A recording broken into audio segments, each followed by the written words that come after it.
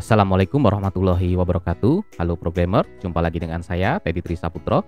Kali ini di episode keempat seri video membangun otak kedua.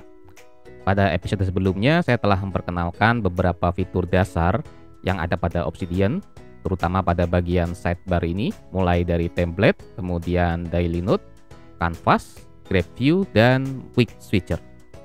Sekarang pada episode kali ini saya akan menunjukkan kepada Anda beberapa fitur Obsidian yang lebih lanjut yang dapat Anda praktekkan saat Anda menggunakan Obsidian. Fitur pertama yang akan saya bahas adalah fitur call out, di mana fitur call out ini secara bahasa berarti semacam teriakan ya, atau sesuatu yang perlu diperhatikan lebih dibandingkan yang lain. Dalam konteks notes atau catatan yang sedang kita pelajari kali ini, call out ini sejenis highlight yang lebih mudah terlihat dibandingkan dengan yang lain. Untuk membuat call out, Anda dapat menggunakan tanda lebih besar dari. Misalnya di sini saya akan gunakan call out dengan mengetikkan tanda lebih besar dari, seperti ini. Nah, ini adalah salah satu cara membuat call out yang paling sederhana. Call out sendiri memiliki banyak jenis ya, mulai dari quote, tip, warning, dan masih banyak lagi. Sekarang misalnya saya akan tunjukkan contoh call out quote. Kebetulan di sini saya memiliki sebuah quote ya, dan saya akan buat call out-nya. Jadi untuk membuat jenis call out, Anda harus meletakkan di sini jenis call out-nya dengan mengetikkan tanda kurung siku. Lalu di dalamnya diisi dengan tanda seru, baru diisi dengan jenis call out-nya. Misalnya di sini jenis call out-nya adalah quote, maka saya ketikkan quote. Oke, kemudian enter. Ya. Jadi seperti ini jenis call out-nya, jadi berubah ya warnanya. Jenis call out yang lain yang dapat Anda gunakan misalnya adalah tips. Misalnya di sini saya ganti menjadi tips, maka berubah menjadi biru. Kemudian jika warning, harusnya warnanya kuning ya. Saya akan ganti dengan warning. Oke, jadi kuning. Dan Anda dapat sesuaikan sesuai dengan kebutuhan Anda. Apakah Anda ingin menggunakan warning, filer, tips, atau yang lain. Sekarang saya akan ubah terlebih dahulu menjadi quote. Oke, kemudian berikutnya yang ingin saya tunjukkan kepada Anda, yaitu jika Anda ingin membuat call out-nya ini, itu dapat dilipat layaknya spoiler. Jadi Anda cukup tambahkan setelah jenis dari call out-nya di sini minus atau plus. Jika minus berarti dia akan tertutup, jika plus berarti dia akan terbuka. Misalnya di sini saya akan gunakan minus seperti ini. Kemudian seperti yang Anda lihat di sini secara otomatis call out-nya tertutup. Sehingga jika saya ingin melihat call out-nya, saya cukup klik saja dan baru muncul. Seperti itu. Lalu selanjutnya jika kita ingin membuat header-nya ini adalah header custom, jadi bukan header bawaan quote seperti ini, Anda dapat tambahkan kata atau kalimat di belakang jenis dari call out-nya. Misalnya untuk kasus ini saya akan tambahkan spoiler, katakanlah gitu. Oke, kemudian bagaimana yang Anda lihat, header-nya berubah ya, yang awalnya quote sekarang menjadi spoiler. Jadi sama dengan format custom yang saya tuliskan di sini. Oke, fitur berikutnya yang ada pada Obsidian yang ingin saya tunjukkan kepada Anda adalah fitur quote atau snip, yang dimana fitur ini memiliki banyak kegunaan ya, yaitu untuk menuliskan potongan quote ke dalam notes kita. Agar Anda dapat lebih memahami, di sini saya akan coba langsung praktekkan ya use case-nya. Misalnya katakanlah saya ingin membuat sebuah directory yang membahas terkait Java 21 misalnya. Dan di sini saya buat sebuah notes tentang object oriented programming.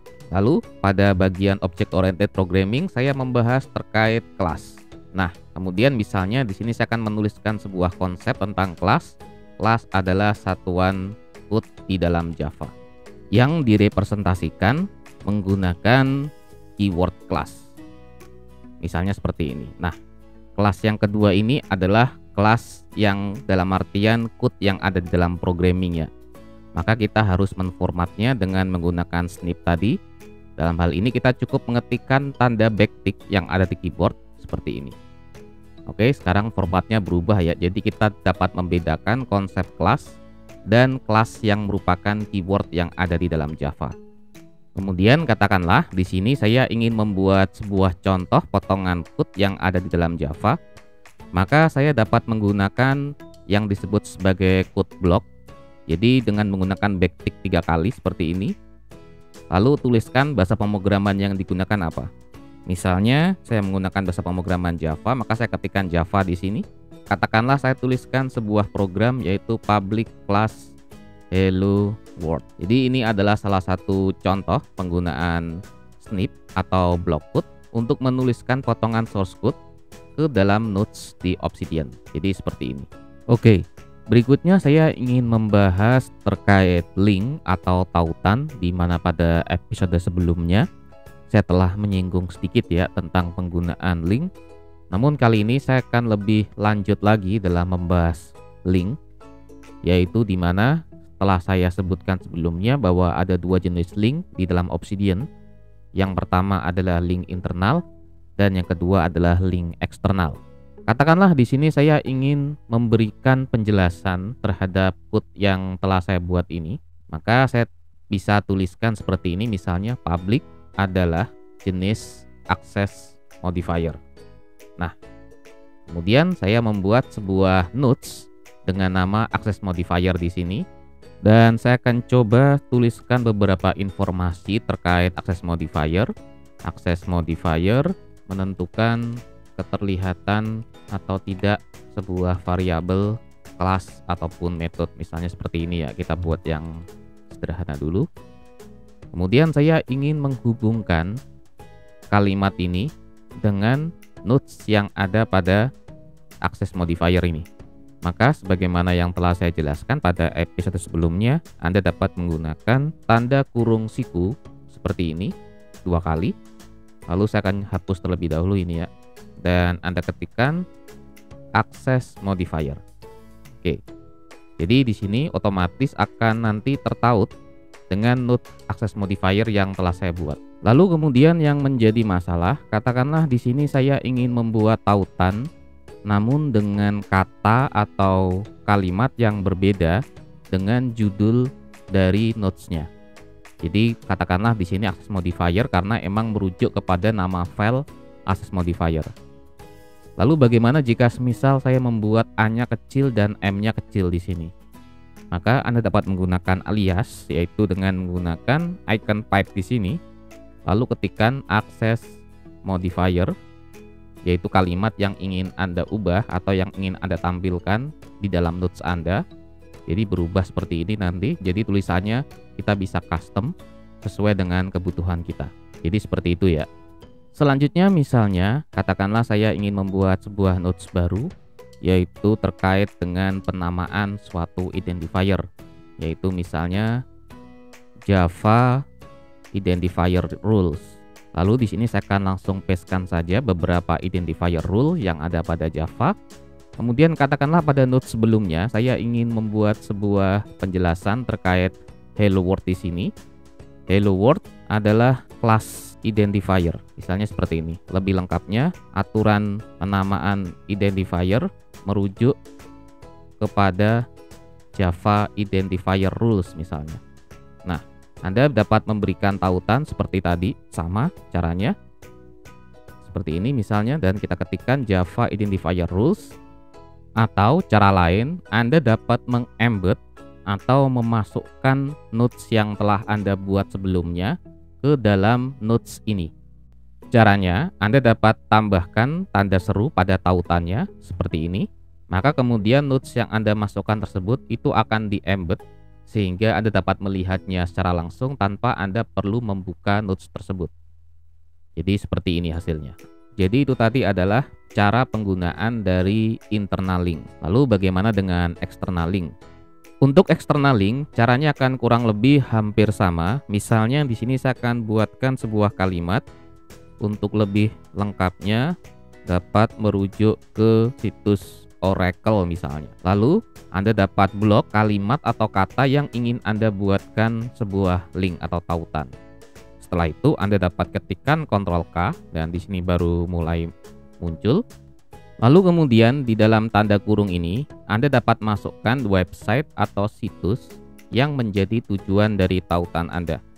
Misalnya di sini saya ketikkan https oracle.com misalnya seperti itu. Jadi nantinya jika Anda klik tautan ini, situs Oracle akan terbuka pada halaman browser Anda. Lalu kemudian akan muncul pertanyaan bagaimana caranya kita memasukkan gambar ke dalam notes kita ini. Caranya akan sangat mudah sekali ya, jadi intuitif sekali. Misalnya saya akan buka terlebih dahulu notes terkait Java Identifier Rules di sini dan saya ingin memasukkan sebuah gambar terkait Java Reserved Word misalnya. Lalu Anda dapat drag and drop saja image yang ingin Anda masukkan tersebut seperti ini. Misalnya saya sudah punya image-nya dan tinggal di drop saja ke sini. Nah, image tersebut akan langsung ditampilkan ke dalam notes Anda. Jadi otomatis akan dikopikan di sini. Nama image-nya adalah 119.png. Jadi seperti ini. Oke. Anda juga dapat mengorganize image atau media yang Anda masukkan ke dalam notes Anda ke dalam direktori khusus. Caranya Anda dapat masuk terlebih dahulu ke setting, lalu pada menu file and links Anda dapat pilih terkait pengaturan, yaitu adalah default location for new attachment. Anda dapat pilih sesuai dengan kebutuhan Anda. Misalnya dalam konteks ini saya ingin menaruhnya ke dalam subfolder dari current folder dari note saya ini. Oke. Kemudian saya akan coba hapus terlebih dahulu dan saya akan delete image-nya. Lalu saya akan copy ulang. Kemudian berikutnya saya akan coba drag and drop lagi image yang ingin saya tampilkan ke dalam notes. Oke. Jadi sebagaimana yang Anda lihat, sekarang image-nya akan dipindahkan atau dikopikan langsung ke direktori di mana notes saya berada. Dalam hal ini direktorinya ada di Java 21, maka image-nya akan dikopikan di Java 21.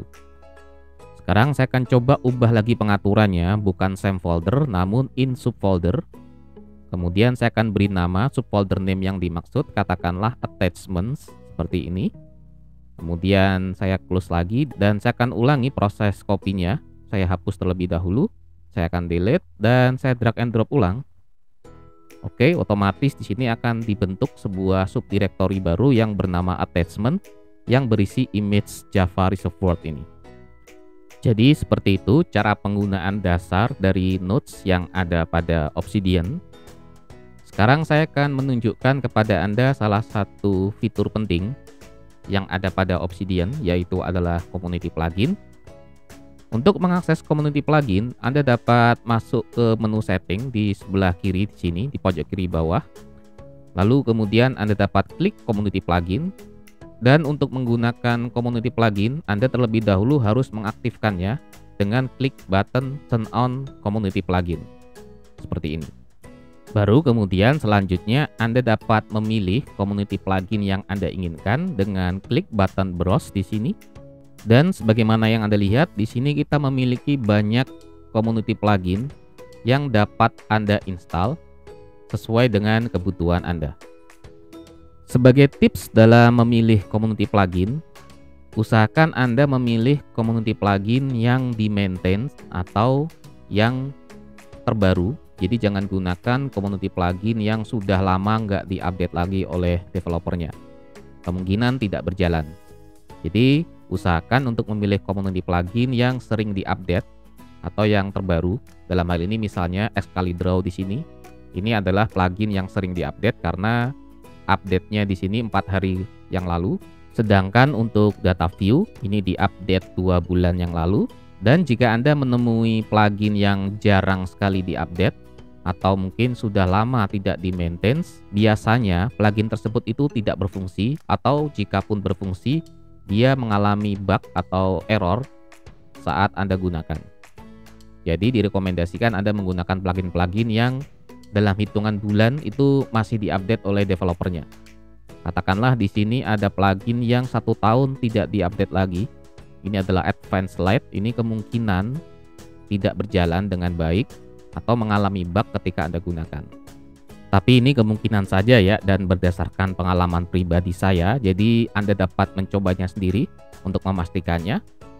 Oke, sekarang saya akan tunjukkan beberapa plugin yang saya gunakan dalam keseharian saya membuat notes yang mungkin dapat dijadikan pertimbangan bagi Anda dalam menggunakan Obsidian. Plugin pertama yang saya gunakan adalah Iconize di sini. yaitu adalah plugin yang digunakan untuk menampilkan icon pada direktori atau file yang kita buat. Jadi ini memungkinkan notes Anda ini lebih personal dan akan lebih mirip Notion. Kita akan coba install saja, dan selanjutnya setelah diinstal Anda dapat mengenablekannya seperti ini. Nah, baru kemudian Anda dapat menggunakannya. Kemudian selanjutnya saya close, dan katakanlah saya ingin menambahkan icon pada direktori saya, yaitu adalah Java 21 ini. Anda dapat klik kanan, kemudian pilih change icon, dan di sini Anda dapat pilih icon-icon yang ingin Anda gunakan di dalam folder atau file Anda. Misalnya saya akan tambahkan icon emoji ini. Oke. Jadi di sini langsung ada tampilan icon di sebelah folder Anda. Anda juga dapat menambahkan koleksi icon di bagian setting di sini. Lalu ada pengaturan terkait iconize pada community plugin. Anda dapat tambahkan beberapa icon yang Anda inginkan di sini pada icon packs.